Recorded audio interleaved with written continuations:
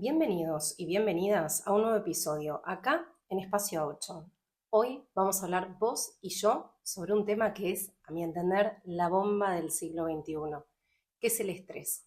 Pero no vamos a tomar el estrés desde el lado de la enfermedad del siglo XXI, sino que vamos a tratar de entender el mecanismo, por qué pasa, qué podemos hacer para tratar de resolverlo y entender el estrés como una oportunidad para el despertar el camino de la propia resiliencia. Así que ahora sí, solo a sentarse, a relajarse y a disfrutar del show.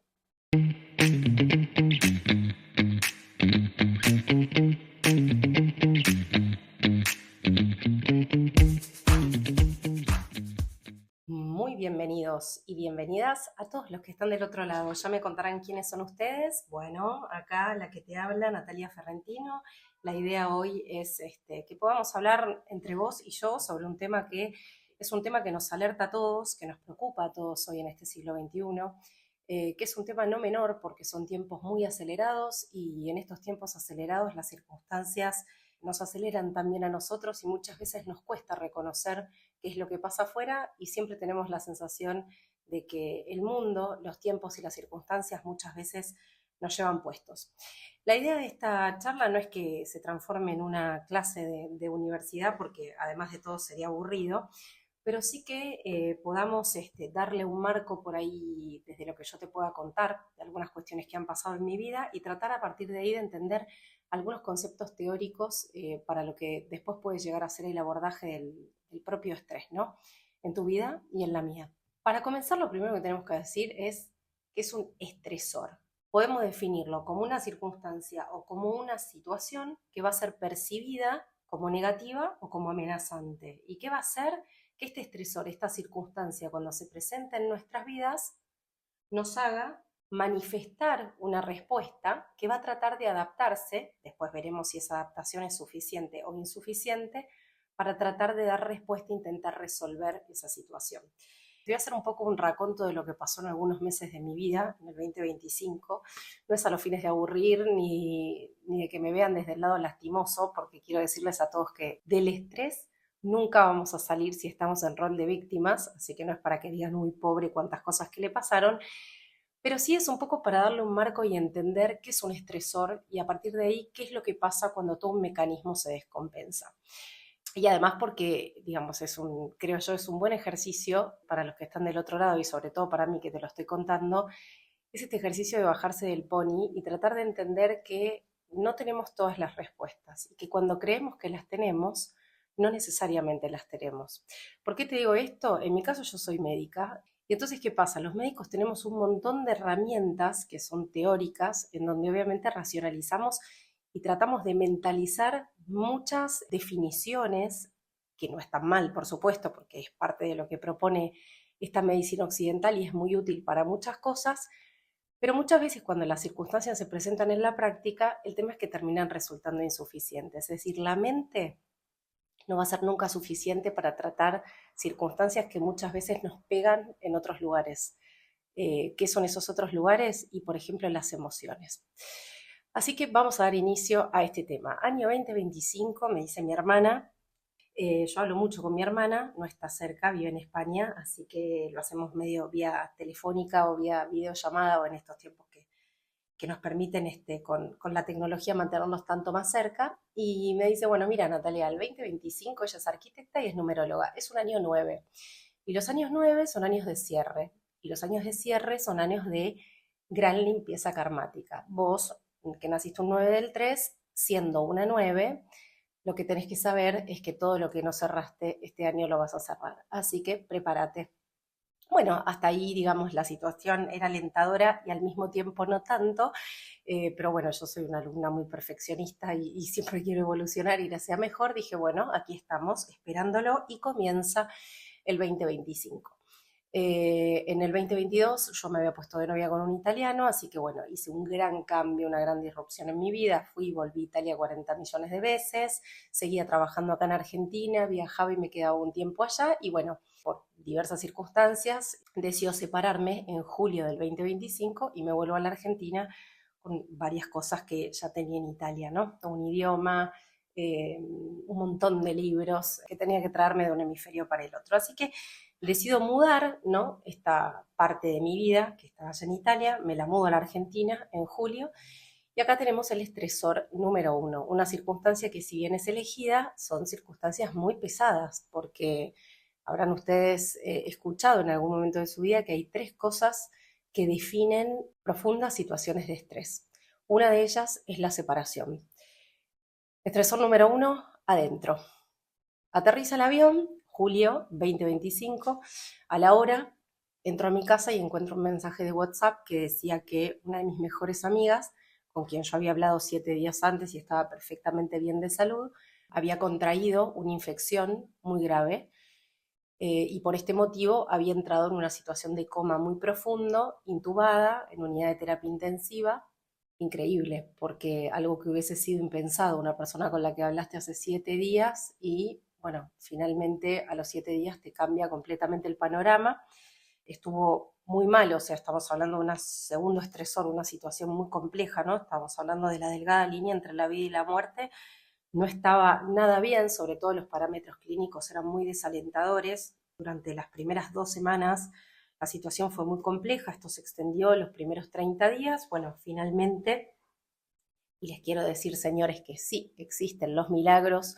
Ella finalmente abrió los ojos y hoy tenemos la fortuna de tenerla de vuelta con nosotros. Así que, estresor número 2, la línea entre la vida y la muerte. Y cuando tocas esa última parte, ahí podemos decir que la separación, que era un gran estresor, pasó a ser una cosa que fue a segundo lugar, ¿no? Y esto es muy importante de incorporar, que es las circunstancias, los estresores y cómo nosotros nos paramos, ¿no? Como una cosa que puede ser tremenda frente a tus ojos, por ahí para la mía no lo son tanto. Bueno, intento estos últimos meses del año coordinar mi vida de alguna manera, reprogramar el trabajo. Bueno, había muchas cosas que yo tenía que empezar a hacer acá de vuelta. Y cuando llega fin de año, o sea, estamos hablando de pasados 2 meses y pico, 3 meses, me entero que tengo que dejar mi consultorio, que yo en ese momento lo alquilaba, bueno, por una situación puntual que no viene al caso relatarla, pero me dicen que bueno, que no tenía, que tenía que irme en un plazo de 15 días. Y bueno, básicamente no es que estaba perdiendo el trabajo, pero sí estaba perdiendo el lugar en donde yo veía a todos mis pacientes, con lo cual en toda esta circunstancia, que era todo demasiado, se presentaba ya el estresor 3, ¿no es cierto? Que era una mudanza, una nueva mudanza, o sea, del hemisferio norte al hemisferio sur, después de un trabajo sin saber hacia dónde me iba a ir y con una situación de vida o muerte que se había presentado en la mitad y que si bien iba en su momento en vías de resolución, siempre estábamos expectantes respecto de lo que pudiera pasar. Estresor 1, estresor 2, estresor 3. ¿Qué pasó? Mi cuerpo obviamente empezó a fallar porque la respuesta frente a esta cantidad de estresores que yo pude dar fue claramente insuficiente. Entonces me fui de mi propio equilibrio. ¿Y qué me empezó a pasar? Bueno, me lateralicé hacia la izquierda, se me empezaron a dormir los deditos de los brazos, los deditos de las manos, perdón. Empezó siendo en el brazo izquierdo, después progresó hacia el lado derecho. Se empezó a ir hacia la cabeza, sentí una gran presión en los oídos, una sensación que se acompañó después de mareo. La cuestión es que cómo terminó la historia adentro de un resonador magnético. Y en ese resonador, en esa resonancia que me hicieron, descubren que simplemente lo que tenía, y digo simplemente porque, digamos, al diagnóstico final estamos hablando de una rectificación de la columna cervical que me originaba todos esos síntomas, ¿no? Pero que partió de dónde? Que partió de una gran contracción, de una gran contractura del diafragma. ¿Por qué? Porque a raíz de estos episodios de estrés, yo tenía una respiración corta, o sea, no estaba respirando bien, no metía correctamente el aire. Y esto no fue de 5 minutos, fue de un montón de meses, de un montón de circunstancias en donde a mí me costó tanto reconocer la situación que nunca frené. Y claro, esta respiración corta y esta gran contractura de un músculo, que es el que nos invita a meter el oxígeno para poder seguir viviendo, estaba completamente contracturado. Eso que empezó en el diafragma se trasladó a la espalda, de la espalda se trasladó al cuello y del cuello se trasladó a la cabeza y con esto se me empezaron a dormir un montón de estructuras en el cuerpo físico que me limitaron mucho el avance. Entonces, ¿qué es el estrés? Y acá lo que vamos a hacer entonces es para adentrarnos un poco en el mundo científico, que es el mundo que a mí me gusta llamarlo de las explicaciones, ¿no? El mundo de los por qué, nos vamos a ayudar un poco con un documento, que es un documento de posición que publicó la Sociedad Argentina de Cardiología en el año 2024 en la revista Argentina de Cardiología, para tratar de incorporar algunas definiciones y entender un poco cómo estos estresores pueden descompensarnos. ¿Qué es el estrés? Bueno, en este documento está definido como una respuesta integrada y coordinada cuyo fin último es la supervivencia, pero que puede resultar desadaptativa si se cronifica en el tiempo o si es muy intensa puede devenir en enfermedad. Es decir, nos estresamos para vivir, pero si nos estresamos demasiado, enfermamos. Te la voy a repetir. Es una respuesta integrada y coordinada cuyo fin último es la supervivencia, pero que puede resultar desadaptativa si se cronifica en el tiempo o si es muy intensa puede devenir en enfermedad. Es decir, nos estresamos para vivir, pero si nos estresamos demasiado, enfermamos. Ya en el año 1936 hubo un médico húngaro en la revista Nature que definió el estrés, pero no el estrés como palabra así, sino que lo puso como un síndrome general de adaptación. Entonces, ¿qué está diciendo esto? Bueno, es la respuesta que vos vas a dar a todos esos estresores. Cosas en la vida, chicos, nos van a pasar a todos. El tema es qué es lo que nos pase a nosotros con todas esas circunstancias que están afuera. Porque las circunstancias no son buenas ni son malas, son circunstancias que vienen a propiciar nuestro propio aprendizaje. La manera en la cual nosotros aprendamos a llevar adelante esas circunstancias es lo que nos va a ir haciendo a nosotros dar pasos en nuestro aprendizaje para nuestra propia evolución. ¿La evolución de qué? La evolución de nuestras propias conciencias. Si ustedes me dicen a mí, sí, Natalia, con mucha claridad estás transmitiendo esto. Claro, con mucha claridad te lo estoy transmitiendo. Con mucha claridad también te hice el raconto de lo que me pasó durante el 2025. Entonces, el tener las cosas en la mente a veces tan claras no significa que al momento de la práctica vos lo puedas llevar a cabo con esta claridad. ¿Por qué? Porque básicamente lo que hay que hacer es en la situación de dificultad aprender a reconocer las cosas con un poco más de anticipación. ¿Y aprender a qué? A darse lugar. Básicamente hay dos tipos de estrés. Un estrés que se llama agudo y un estrés que se llama crónico. Cuando la gente te escucha decir estrés crónico, ese es malo. El estrés agudo, bueno, el estrés agudo no es tan malo porque es más cortito. Bueno, no, señores, no funciona así. El estrés agudo a veces también puede ser negativo. ¿Por qué? Porque que tenga una menor duración en el tiempo, porque el estresor por ahí sea más corto, la circunstancia tenga un principio y un fin más limitado, no quiere decir que nuestra respuesta vaya a ser necesariamente suficiente. O sea, te lo voy a poner en este ejemplo que digo, no es para que todos salgan corriendo y digan, bueno, ahora, porque no vamos a dejar de mirar fútbol. Se los quiero decir, yo no lo voy a hacer bajo ningún concepto y mucho menos en un año de mundial. Pero saben ustedes que en el 2019 y en el 2020 se publicaron dos metaanálisis y estos metaanálisis lo que revelaron es que mirar partidos de fútbol aumenta el riesgo de enfermedad cerebrovascular, fatal y no fatal, sobre todo si el equipo local es el que pierde.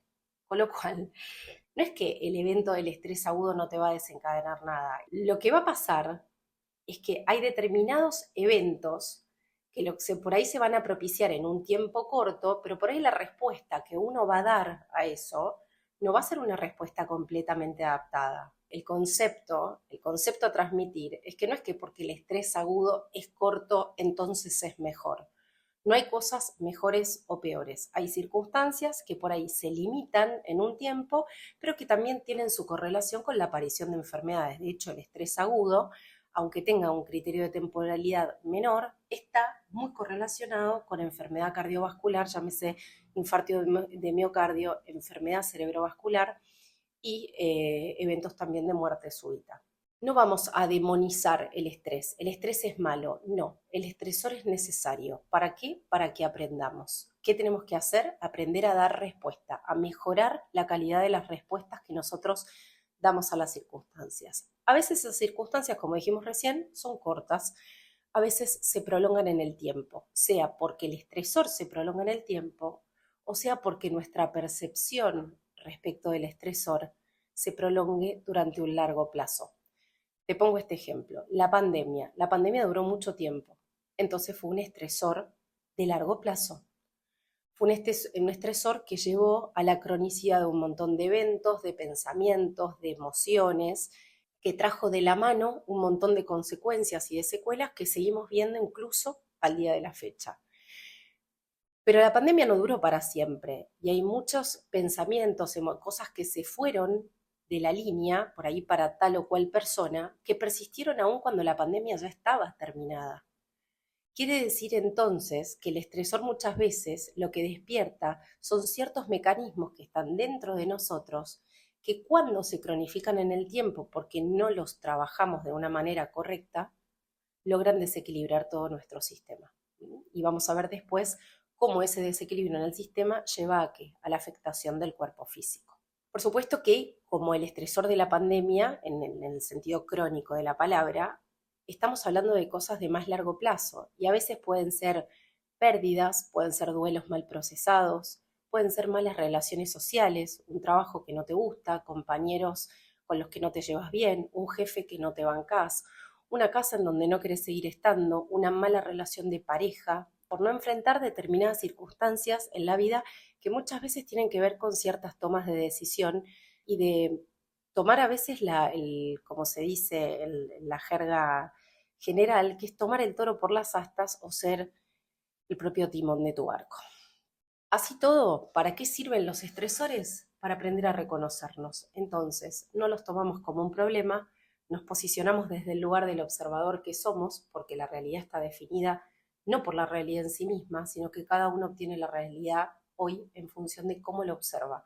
Entonces, si empezamos a pararnos independientemente del criterio de temporalidad en agudo o crónico, que es algo por ahí muy teórico, podemos sí empezar a interpretar que si las circunstancias se prolongan en el tiempo y yo sigo poniendo el foco en que el problema es la circunstancia y no la forma en la cual yo doy respuesta a eso que está pasando, por ahí claramente no vamos a obtener grandes resultados, ¿sí? Sino que en realidad nos llama a volver a la propia responsabilidad, al despertar de la propia conciencia. Durante todos esos meses que yo me sentía que venía un estresor atrás de otro, yo decía, no, pero yo me siento bien, ¿eh? O sea, yo me siento bien.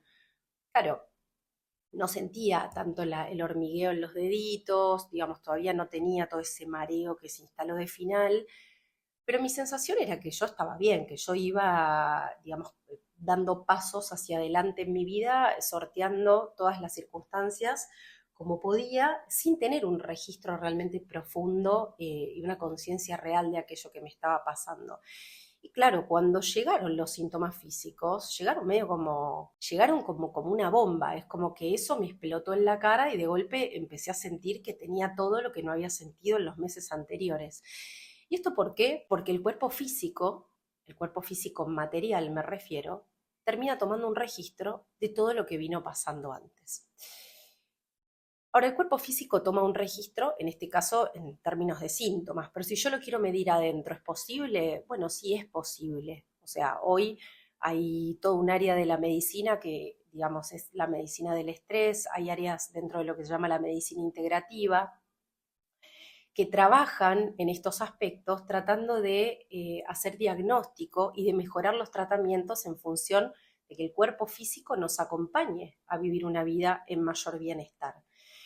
Y entonces esto te lo voy a contar medio porque, digamos, hay mucho que uno escucha en el Instagram y se miran videos y hay un montón de profesionales hoy dando respuesta a qué sube, qué baja, qué se activa, qué no se activa, y hay un montón de información circulante que quisiera entender cuánta gente entiende toda esa información que está escuchando y además para qué le sirve, ¿no? Porque, digo, al final de vuelta, nos quedamos en la mente entendiendo un montón de conceptos, pero no tenemos un reconocimiento hacia adentro de lo que nos está pasando.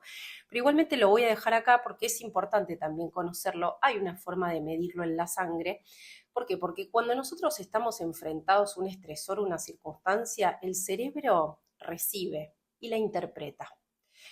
Y cuando interpreta una señal, una circunstancia, una situación como amenazante, ¿qué hace? Le dice al resto de los sistemas, entre ellos una glándula muy específica que se llama glándula suprarrenal, que se tiene que activar para dar una respuesta. ¿Por qué? Porque hay que huir o hay que luchar, pero algo hay que hacer. porque ahí está pasando algo que me está amenazando y me puede matar. Entonces, el concepto de la activación y de la correlación que tiene el cerebro con las glándulas que están más a la distancia, pongo la glándula suprarrenal porque es la reina, la tipa es la que fabrica adrenalina, noradrenalina, fabrica cortisol. Entonces son muchas de las hormonas que se conocen hoy y que se escuchan en estos videos, ¿no? Te aumenta mucho el cortisol, lo tenés muy alto, estás muy inflamado. Claro, porque estás muy estresado, pero el tema es, hay que ver cuáles son los motivos que llevan a ese estrés, por qué esos niveles de cortisol están altos, pero no para tomarlo desde un lugar de tengo el cortisol elevado, algo me va a pasar, sino algo me está pasando. Es una oportunidad para volver a tomar responsabilidad, a trabajar sobre nuestro propio cuerpo. Por supuesto que es muy importante tener conocimiento de cómo funciona el cuerpo, porque en la medicina tradicional de Occidente, el hecho de conocer, digamos, de poder hacer esta medición de marcadores biológicos, esto nos va acercando a entender que si tratamos el cuerpo físico, nos estamos acercando a una situación de mayor equilibrio. O sea, si mis valores de cortisol están muy elevados, pero yo empiezo a mejorar la forma en la que me alimento, empiezo a hacer determinada calidad de ejercicio físico, empiezo a mejorar mi ritmo de sueño, seguramente esos valores se van a ir normalizando.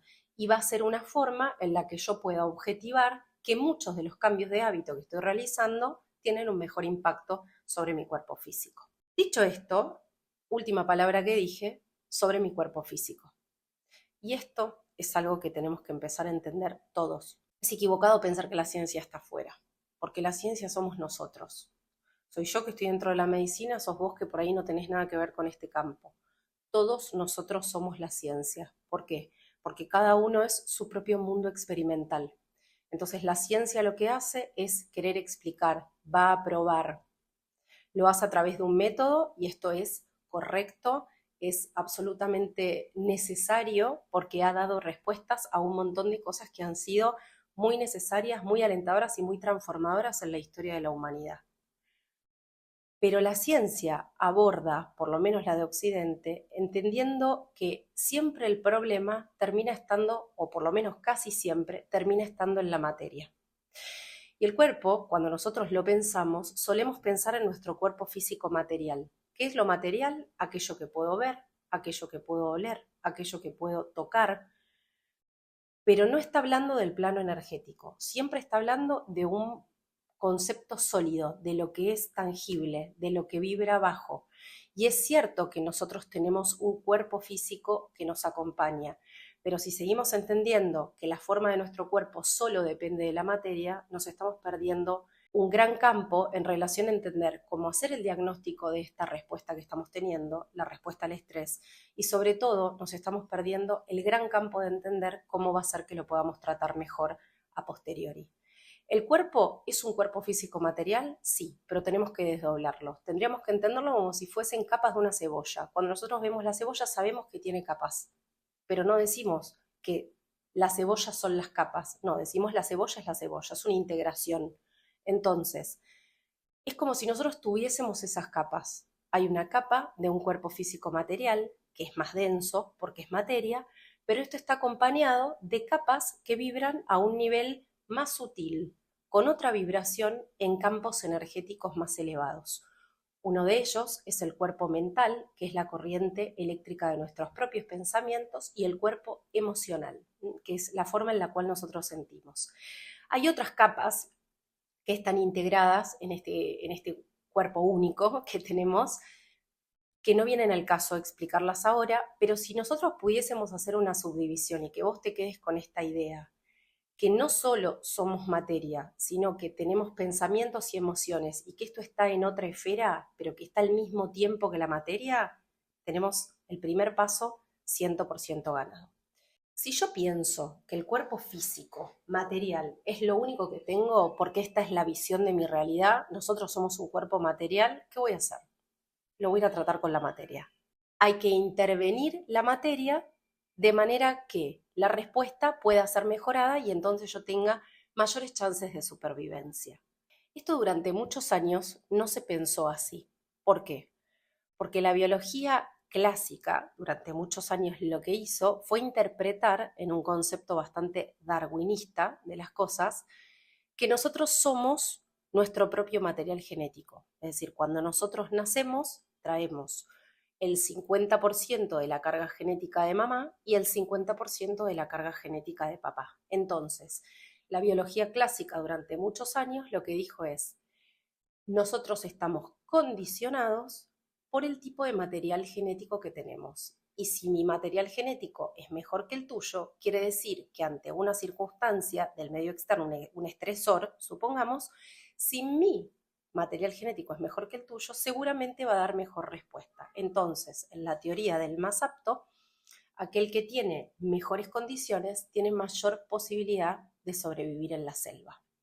Per fortuna, podemos decir que los tiempos fueron cambiando y que entonces en la ciencia, como siempre, y vuelvo a repetir lo mismo, la ciencia somos nosotros, lo que durante mucho tiempo se pensó de una manera fue cambiando el paradigma. Y el paradigma cambió tanto que en el año 2004 Bray y Silverman van un poco en contra de este proyecto que durante tantos años, seguramente les vaya a resonar a muchos de ustedes que están ahí afuera, se llama Proyecto Genoma Humano, tenía todo el tiempo el foco puesto en el material genético. Y Bray y Silverman en el año 2004 publican un estudio que cambia la forma de manera radical sobre la visión en cómo está controlada la vida. Y entonces incorporan un nuevo paradigma en la medicina que se lo llama epigenética. Claramente, la epigenética trae los genes, porque está en la segunda parte de la palabra. ¿Pero qué es la palabra epi? Bueno, literalmente habla del control sobre los genes. Entonces, la epigenética viene a desterrar este concepto en donde ya no somos nuestros genes, sino que somos de la manera en la que aprendemos a controlar la expresión de esos genes. No es el material genético el que va a decir, bueno, frente a esta circunstancia vas a hacer esto, sino que es la interpretación de la célula, lo que le va a decir al material genético, bueno, ante esta circunstancia nosotros vamos a reaccionar de esta manera. Decime si no es hermoso escuchar esto. A mí me parece que es el advenimiento, es el inicio de una medicina que es una medicina de la esperanza. El hecho de creer que nosotros podemos tomar parte activa en la expresión de nuestros propios genes, está hablando de que tomando nuestra propia conciencia podemos cambiar nuestra forma de vivir todos los días frente a las circunstancias que nos toquen vivir desde afuera. Entonces, la epigenética lo que viene a hacer no es solamente a desterrar lo anterior, sino es que viene a proponer una nueva forma de vivir en la ciencia y en la vida. Y entonces, lo que plantea la epigenética es que todas las influencias medioambientales, todo aquello que pase en el ambiente externo, entre las que se van a incluir, digamos, hay muchas variables que van a estar incluidas acá. Cómo nos alimentamos, a cuántos estresores estamos sometidos, cómo aprendemos a regular nuestras emociones y cómo todas estas influencias, cuando están mal gestionadas, entre comillas, van a poder modificar esos genes sin alterar su configuración básica. Es decir, nosotros vamos a tener una configuración del ADN, pero la forma en la que ese ADN se exprese va a estar directamente correlacionada con las influencias del entorno. O mejor dicho, como nosotros aprendamos a interpretar las influencias de ese entorno. Acá te acabo de poner una palabra que la quiero resaltar y la voy a subrayar, que es cómo nosotros aprendamos. ¿Por qué? Porque muchas veces hay cosas que no nos vienen dadas. O mejor dicho, nos vienen dadas cosas que no necesariamente nos hacen del todo bien en la vida. Y entonces acá te voy a poner este ejemplo de un libro de un biólogo que ya cité en otro episodio, que es Bruce Lipton, que es un biólogo norteamericano que ha tenido un gran alcance en lo que tiene que ver con el estudio de la clonación de células madre. Bruce Lipton en su libro habla justamente de los padres como ingenieros genéticos. Porque vos naciste en una familia determinada, yo nací en una familia determinada, y cuando a nosotros nos pasan el material genético, nos pasan el material genético con todo lo que vamos a necesitar para vivir en la familia en la que vamos a nacer. Entonces, acá tiene todo un sentido. Uno dice, bueno, yo por ejemplo, en mi familia, ¿no? Somos todos muy ansiosos. Obviamente que no son los estresores, hay cosas que también traemos y que las traemos genéticamente de nuestros ancestros y de la vida que andás a ver lo que le habrá pasado a los que pasaron por las guerras y, digamos, un montón de cuestiones que se vienen heredando en el genoma hace un montón de generaciones. Ahora, es lógico que si eso viene, todo este patrón transgeneracional se viene heredando por años, años y años, cuando yo heredo el material genético, no puedo heredar solamente relajación. Por definición, yo tengo que heredar también ansiedad. ¿Por qué? Porque mi cerebro está codificado para tener que sobrevivir en un lugar en donde las cosas están censadas como amenazantes. Yo tengo que poder sobrevivir en ese lugar donde voy a nacer, que está cargado de todas las experiencias, situaciones y traumas que vinieron de tiempos anteriores. ¿Qué pasa? El hecho de yo traer eso, primero no me va a garantizar sobrevivir mejor, pero por sobre todo no me garantiza vivir mejor, porque yo no estoy viviendo en una situación de la guerra que vivieron la Segunda Guerra mis abuelos, en situaciones de pasar hambre por toda la situación no solo de guerra, de posguerra y todo lo que vino después. Entonces es lógico que yo lo herede en el genoma, pero lo que yo puedo hacer es tratar de trabajarlo para aprender a qué, a contextualizarlo en las circunstancias en las que a mí me toca vivir. Porque aparte hay algo muy importante, que es que todas aquellas cosas que nosotros le enseñamos a nuestros propios genes, las vamos a transmitir en los que vengan a continuación. Cuando nosotros hablamos de la epigenética, estamos hablando de controlar los genes, o mejor dicho, controlar la expresión de los genes. ¿Y para eso qué hay que hacer? Bueno, hay que ayudar. ¿Y ayudar de qué manera? Con todas aquellas situaciones que sean medioambientales, que yo pueda empezar a mejorar en mi vida. ¿Para qué? Para que mi cuerpo físico funcione mejor. Por supuesto, antes me podés decir, Natalia, me hablaste de las capas de cebolla y ahora me decís solo el cuerpo físico. No, lo que estoy haciendo es llevarlo a un concepto más reduccionista para que sea más fácil de comprenderlo. Después podemos abrirlo a lo que significa el cuerpo de pensamientos y el cuerpo de emociones. Pero ahora, si lo entendemos solo desde el plano físico, va a ser más fácil. La epigenética, ¿qué hace? Lo que hace es llevarnos a hacer una reflexión de nuestro propio reconocimiento, de cómo estamos haciendo las cosas y de cuáles son las variables que nosotros podemos ir modificando para qué, para tener una vida mejor. Muchísimas son las variables, vamos a definir algunas, pero me interesa que podamos ordenarnos en tratar de entenderlas de manera dividida, pero para entender que el concepto después al final es siempre unificado. Entonces, pata número 1, la nutrición. Hoy está muy en boga, se habla mucho de la nutrición antiinflamatoria. ¿Y por qué es esto? Porque cuando yo te dije que en el cuerpo físico aumentaban un montón de sustancias, llámese adrenalina, epinefrina, noradrenalina, cortisol, todo eso activa un sistema que cuando se cronifica en el tiempo, ¿qué hace? Genera químicamente dos cosas. La primera es un estado inflamatorio persistente y la segunda es un estado oxidativo persistente. Entonces, oxidación e inflamación son dos cosas que se van a establecer químicamente dentro de nuestro cuerpo físico, dañando todos nuestros sistemas de órganos. Por supuesto, nuestras células, ¿no? Pero digamos, lo vamos a ver reflejado en cómo después operen desde el punto de vista anatómico y funcional cada uno de los órganos que nosotros tenemos en nuestro cuerpo.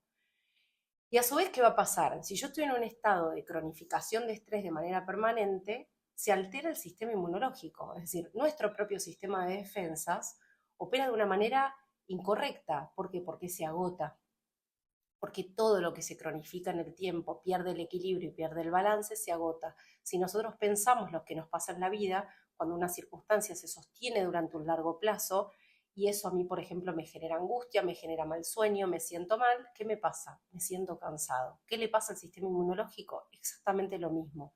Se agota, y si se agota, no vigila, y si no vigila, la probabilidad de desarrollar enfermedades es más alta. Entonces, cuando nosotros queremos acompañar a todo este proceso, a ver de qué manera vivir mejor, entramos en el campo del tratamiento, de los tratamientos que son posibles, o de las variables, mejor dicho, que nosotros deberíamos ir acompañando. Y la nutrición es el primer punto. Es qué comemos. porque esto también ha cambiado en la historia. No es lo mismo lo que pasaba años atrás, donde los terrenos de siembra, de cosecha, el uso de fertilizantes, de pesticidas, estos tiempos son más acelerados, las cosas están menos en la tierra, hay muchos estudios que demostraron que la carga, por ejemplo, de vitaminas, la concentración de metales pesados en determinados productos, hoy es bastante más elevada. Entonces, el concepto es de qué manera nos estamos alimentando, porque si aquella energía que yo hago entrar en mi cuerpo es una energía que está contaminada, técnicamente algo que está contaminado es algo que va a promover una cascada inflamatoria, o sea, va a despertar una reacción inflamatoria dentro de mi propio organismo. Y entonces, en este sentido, empezar a comprender las patas de lo que va a ser una nutrición antiinflamatoria, en la cual no nos vamos a centrar en esta charla, lo charlaremos prontamente seguramente con alguien que esté a la altura, ¿no es cierto?, de poder, que no soy yo esta persona, menos en el terreno de la nutrición, que nos pueda dar una explicación un poco más adaptada a las necesidades del hoy, a las circunstancias de hoy, a qué hacemos hoy en el contexto en el que vivimos para alimentarnos mejor. Pero ya que existe el concepto nutrición antiinflamatoria, está hablando de tratar de qué? De adaptar la alimentación a las vidas que estamos viviendo, que son vidas con estrés. Equivalente a decir que vida con inflamación.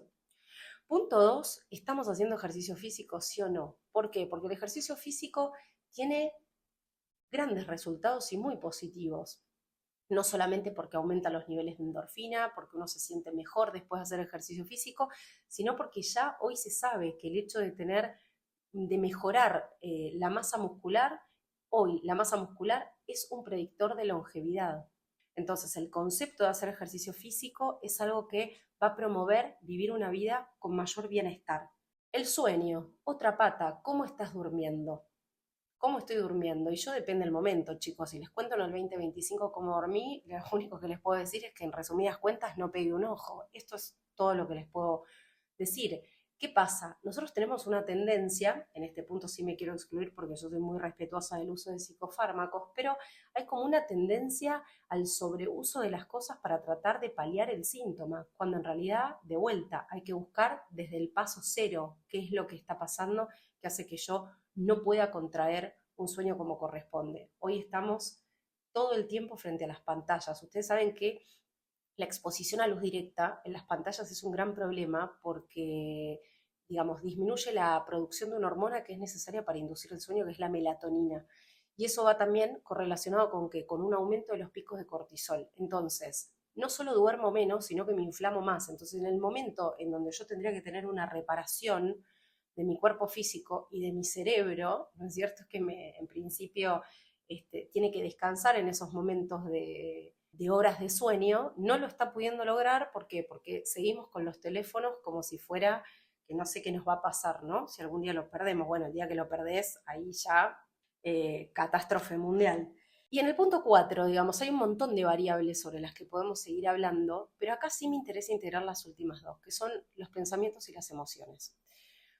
Porque no me canso de escuchar gente que me dice, no, pero yo estoy comiendo mucho mejor, estoy haciendo mucho más ejercicio físico, pero después, cuando uno se pone a charlar, ¿no es cierto? Y vamos por ahí a las esferas sociales, a las esferas de pareja, a los vínculos con los hijos, con las propias familias de origen, con los amigos, en los trabajos, nos terminamos dando cuenta que no estamos viviendo la vida que queremos vivir, porque, ya sea porque pensamos de una manera, no quiero decir incorrecta, pero sí de una manera que no nos ayuda a vivir una vida en bienestar y no sentimos tampoco en alineación con lo que pensamos. Entonces, muchas veces, por eso yo decía, el hecho de pensar que solamente a través del cuerpo físico vamos a resolver el problema, déjenme decirles que no va a pasar por ahí. Estamos 100% equivocados y creemos que solo las cosas las vamos a resolver en la materia. Tenemos que entrenarnos a pensar de una manera diferente y tenemos que entrenarnos a sentir de una manera diferente. Voy a contarte algo que es bastante interesante de dos estudios particularmente que se hicieron y que están descritos. Hay un estudio que se publicó en UCLA en estos últimos meses, en donde se ve que la práctica de la gratitud y de la generosidad disminuye la expresión de genes proinflamatorios. ¿Cómo lo logra? Bueno, a través de algunos mecanismos específicos como activación de un gen que se llama gen para receptores de vasopresina y digamos, activa otros genes relacionados con la oxitocina, que es una hormona del bienestar, pero no importa a través de qué mecanismo lo logre, el punto es que la disminución en la expresión de genes proinflamatorios lo que nos llevan es a vivir una vida con menos estrés. Y si vivimos más tiempo y vivimos mejor, nos va mejor. Esto no solamente se ve en este estudio en términos subjetivos, vamos a ponerlo así entre comillas, sino que hay mediciones que se han hecho en el genoma. Nosotros no sé si alguna vez vieron cómo es nuestro material genético, pero si nosotros pudiéramos como dividirlo, tenemos algo que se llaman cromosomas, que es como si fueran patitas que están cruzadas, ¿no? X, dos patitas cruzadas y forman una X. Y cada una de las patitas en sus extremos más distales, que se llaman, que son como los extremos terminales, como si le pusiéramos capuchones, ¿no? A las partes más externas, esas partes se llaman telómeros. ¿Qué le pasa a los telómeros? Que cuando nosotros estamos expuestos a situaciones de gran inflamación, vamos a decir, ¿no? Así en lo medible, ¿no? Si yo tengo alto cortisol, lo que se ve, por ejemplo, es que los telómeros se empiezan a cortar cada vez más rápido. Es decir, que el envejecimiento celular tiene una forma de medirse, varias formas de medirse, pero esta es una, que es midiendo el acortamiento de los telómeros. ¿Qué es lo que se vio en este estudio de UCLA? Que cuando uno practica la gratitud y practica la generosidad, a través de estos mecanismos que se ponen en marcha, esos telómeros se acortan mucho menos. Con lo cual, envejecemos muchísimo más lentamente si estamos en situaciones de menor inflamación. Por eso no es solamente una cuestión de pensar en el estrés como si estuviese en el éter. No, no. Hay una expresión acá, en el mundo físico material, que está pasando adentro de mi cuerpo, que está pasando adentro del tuyo, porque cuando no aprendemos a gestionarlo, y los telómeros se nos van a cortar más rápido, vamos a envejecer más rápido. Y no estoy hablando del envejecimiento superficial, sea de la piel, de los tejidos, que además también eso se acelera. El punto es, envejecemos más rápido en las funciones, de en cómo están, cómo van funcionando nuestros órganos a medida que va pasando el tiempo y nuestro cuerpo no responde como debería responder si aprendiéramos a llevarlo mejor. De hecho, esto te lo pongo correlacionado, hay otro estudio que se hizo en niños y esto me pareció tremendo. Los niños vieron que son muy plásticos. A mí mucho el mundo de la pediatría nunca estuve muy cerca, ni en la teoría ni en la práctica, pero es muy interesante porque los niños tienen la capacidad, tienen una capacidad adaptativa de dar respuesta, de transformarse frente a las situaciones que muchas veces no tenemos los adultos. Pero bueno, se hizo un estudio en donde se metió a estos chiquititos, ¿no? O sea, niños que fueron en condición de orfanato, y se midió qué pasaba con estos chicos cuando estaban en situación de aislamiento extremo, chicos que estaban muy sometidos a aislamiento, ¿no? O sea, estaban sometidos a grandes estresores negativos aún en la infancia, y se hicieron estas corridas genómicas y se vio que el acortamiento de los telómeros también ocurre en esos niños que viven en esas circunstancias, con lo cual nosotros no estamos preparados ni para vivir en aislamiento, ni para vivir en emociones negativas tanto tiempo, ni para vivir con un pensamiento que sea de miedo, de angustia, de culpa, porque tenemos chances de enfermar más rápido si eso nos pasa. No estoy queriendo con esto poner el miedo a tenés que cambiarlo porque si no te va a pasar. Lo que estoy diciendo es hay que tomar conciencia porque desde la práctica de la gentileza, desde la práctica de la generosidad, desde la práctica de la amorosidad y del perdón pueden surgir cosas muchísimo mejores. En relación a esto último de la práctica del perdón, te voy a incorporar otro artículo y con esto voy a traerte a otro autor que si querés buscarlo, es un biólogo italiano, yo lo amo profundamente, se llama Daniel Lumera. Tuve, gracias al italiano que conocí, que fue un gran motivador a que empezara a estudiar un idioma del cual no sabía ni decir, hola, yo me llamo Natalia, termino aprendiendo el idioma y termino conociendo a este biólogo que habla en italiano, pero también habla perfectamente en español, pero es hermoso escucharlo hablar en italiano. Hace un estudio con un montón de otros psicólogos y otros científicos en una cárcel del norte de Italia, donde se propone hacer práctica meditativa dentro de los internos, ¿no? O sea, personas que están en situación carcelaria por distintas situaciones de delito, violencia, y se los pone en una situación de práctica meditativa practicando el propio perdón, el perdón hacia sí mismos, la propia autocompasión. ¿Y qué se vio en ese estudio? Que la práctica meditativa, haciendo estas visualizaciones guiadas en aprender a perdonarse uno mismo, mejoró no solamente las relaciones con respecto a los otros internos, sino que disminuyó en más de un 50% la violencia dentro de las cárceles. ¿A qué voy con esto? Es muy importante entender que no es solamente de qué manera pensar, sino es de qué manera sentimos. ¿Vivimos en resentimiento? ¿Vivís en una situación que crees que no podés cambiar y esa situación lo que haces es echarle la culpa a la situación y no tomas responsabilidad de una decisión que vos no estás tomando para con tu propia vida? ¿No te gusta tu pareja? Cámbiala. ¿No te gusta tu trabajo? No estoy diciendo porque muchas veces es difícil tomar decisiones para cambiar, pero hay que empezar a dar pequeños y primeros pasos para cambiar una vida y empezar a ir hacia mejor. ¿Por qué? Porque existe el mundo de la epigenética. Y mientras tengamos este paradigma abierto, hay un montón para poder cambiar. Con lo cual, salud física, sí. Salud mental, más aún. Salud emocional, empecemos a practicarla. Muy importante en este enfoque es entender, estamos muchas veces muy afuera, muy pensando en cómo funcionan las máquinas, ¿no? ¿Qué hacemos con la IA? Le pregunto a la IA que me diga lo que tengo que hacer. Estamos muy por fuera de la propia tecnología, de aquella que llevamos adentro. No logramos reconocer cómo funcionamos nosotros en esta propia tecnología que nos fue dada, que es la que traemos, de la cual evidentemente estamos usando un muy pequeño porcentaje.